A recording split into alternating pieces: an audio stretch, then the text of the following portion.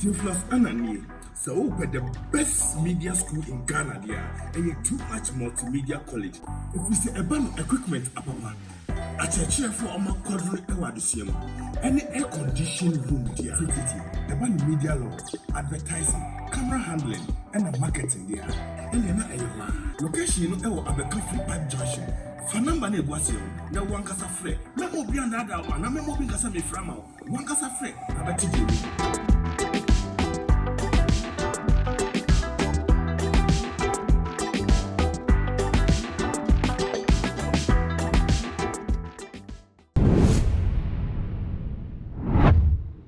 Abusiafo ene adofono mema obibia akwaba shonkon ede ebatu magin HSO wamunim se eba no eye ensem a ekoso ewo yemayi emu ene amanwodo eso ede onya ne bebia no tina dane da yekase too much de we are your number one loyal incredible channel na abusiafo ene day arewosem ababeto yapno eso ene ese ye the Accra area manager of the Ghana Railway Company Limited ye ka ya yenkasa ye papa eye Michael Asante abusiafo watu anananum ewo eye ensie edo akwakoye arewosempa eye a chese ye dwuma wodie anase ne dwumadi ana dwuma ye de ahye ne nsa a wodi eye eho epanyin no sa dwuma na na age ne kra ede afri eye ne nsam a chese mo amunim ye ekwan a wo mo eye na chese to a wokoye ewo Accra nsawam eye railway line no eso no na chese enam so ma ye nua me ya na ye papa yi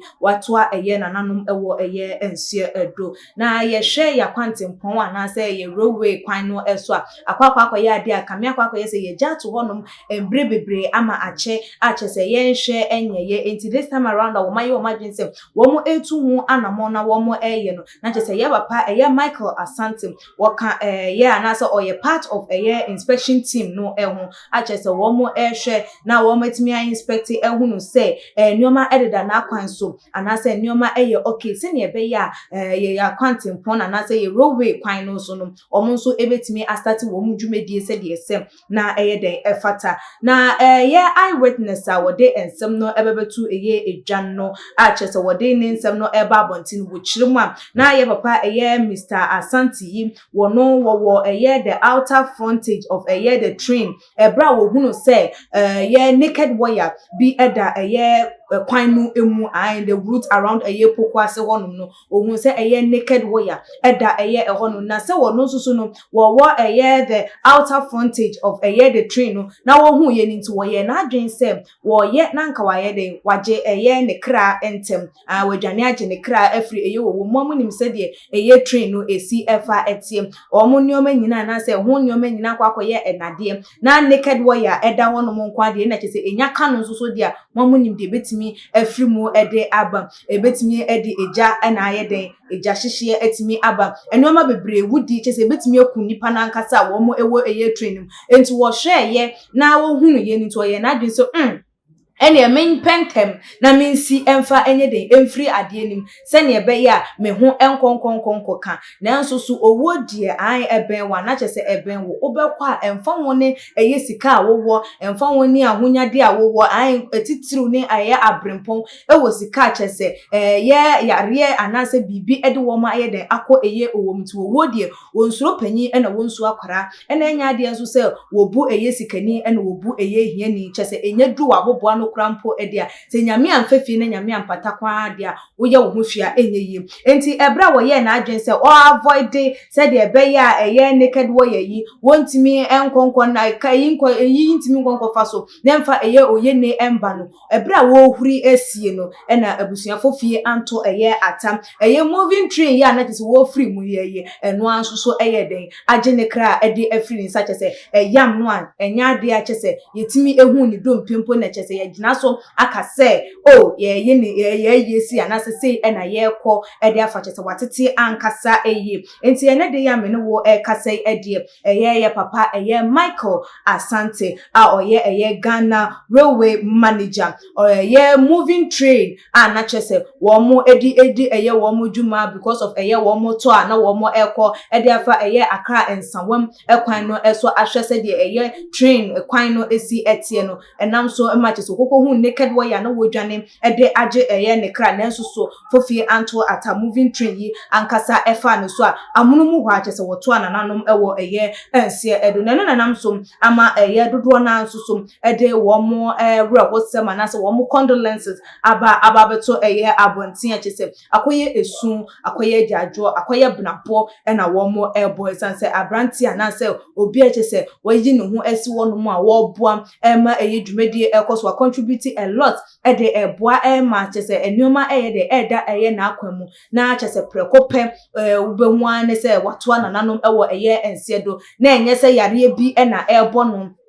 anase ye nuhu bi na edodo no no wo ka se me kwakwa akoda anase me kwakwa akopa eduro bi anom na kyese nam so ama na ye de afri emu at least nke no mpo de abusuafo mpo betimi agina so aka se ye de hye yi ye hu nanim ye ne ni di nkra ye hu ne yade emu ma ye tena ne nchen kakra we die me kwaba ai enoa no wo kwaba wadi nkra se me kwa adwuma aba me koye inspection aba enoma egugu na akwamu nti ye kwohwe ne ahwe se de enoma esi etie na me koye na me ba na kyese arehosem na ye de eba ababema mabusuafo na kyese akwakoye ade a arehopa san so wo mayimu ye hwe afia hyese de eba na wie ya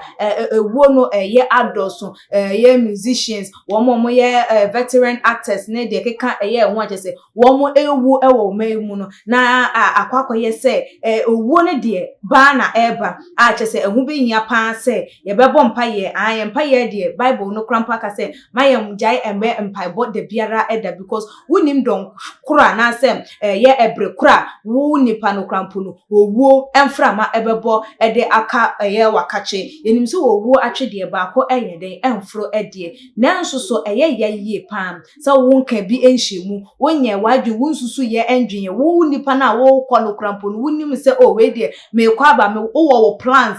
for 10 years to come 5 years to come wunim se okay me to me nyoma say ebia year by this time me yesi na just a day one can be anshimu na kyese